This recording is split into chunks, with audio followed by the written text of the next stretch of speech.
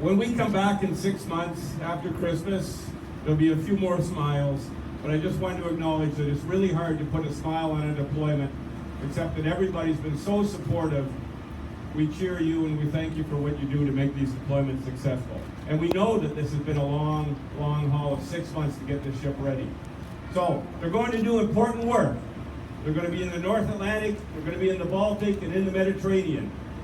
And there's a special treat in the middle of all this, and we hope that Captain Hutt and his XO and coxswain will figure out how to do this right. But you're going to Split, Croatia.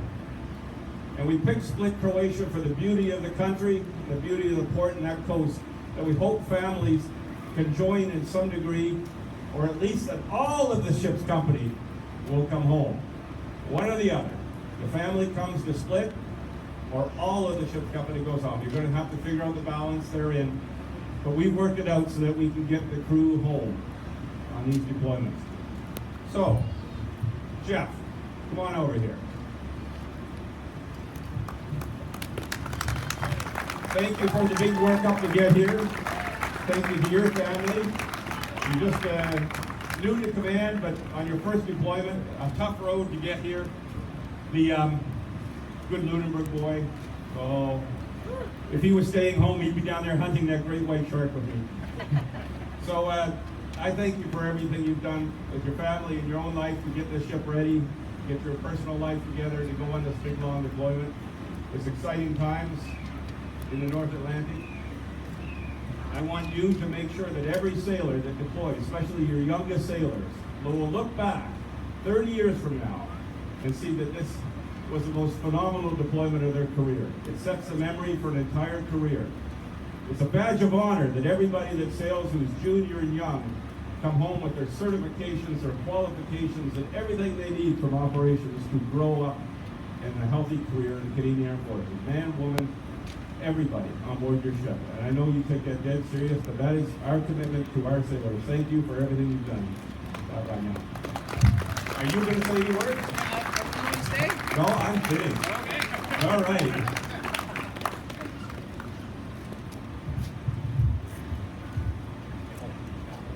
Okay. All right, well, good morning, everyone, and thank you for braving the elements to come out today and to see us off. I'm particularly grateful, and not just for the Admiral and the Fleet Commander, but also our distinguished guests who are here today after what I'm sure was a very long weekend of appearances and events, so thank you very, very much. It means a great deal. I just got 3 quick messages before we depart, and as an administration point, when I finish, I'd ask then the crew to make their embarkation and prepare for departure. So my 3 messages first to this amazing crew who less than 7 months ago stood on that drill deck where we all were as individuals, as about approximately 150 individuals at that time with no collective training at all whatsoever. And here we are now 253 strong, one team, the highest level of readiness in the Royal Canadian Navy. Now that program is normally allocated 12 months and north of 70 days at sea to get that. We did it in less than 7 and under 40 sea days. That's how good this team is. Yeah, okay. And just for good measure, we supported Canada 150 in Charlottetown and raised about $40,000 for Children's Wish. So it was a very incredible 6 months. So thank you to the crew. Incredible. Of course, none of that is possible without the support of FMF and all the support staff in the fleet and the formation who every day showed up to work despite countless competing priorities and made our needs in Charlottetown top priority every day. I don't know how they managed to do that, but and we'll look to you again over the next 6 months for continued support and expertise in those areas. So we're all very proud to be deploying on this mission to reassure our NATO allies and communicate clearly Canada's priority, the importance they place on international organizations like NATO. And then in closing, I have to obviously thank you, the families, for the support that you have given the crew over the last 6 months of a very demanding 6 months, and thank you in advance for the next 6 months of support. It's not lost on us the sacrifices you are going to make. When we let go all lines and slip and we cut household staff by 50%, the needs of the family do not change. Okay, there's not a corresponding drop in diaper changes or hockey practices. So we understand the sacrifices that you are going to make, and so we thank you for that.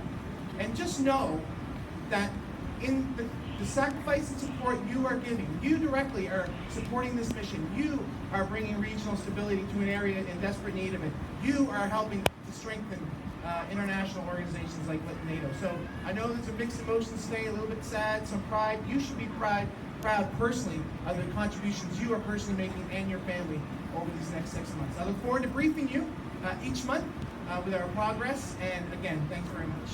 All right. Thank you, Charlottetown. Thank you, Jeff. Good luck. Bon voyage. Fair winds, following seas. Thank you to all the crew. The last thing I would like to do is have our public representatives. We'll get a picture with the ship in the background if we all come in a bit closer. Tim, Lena.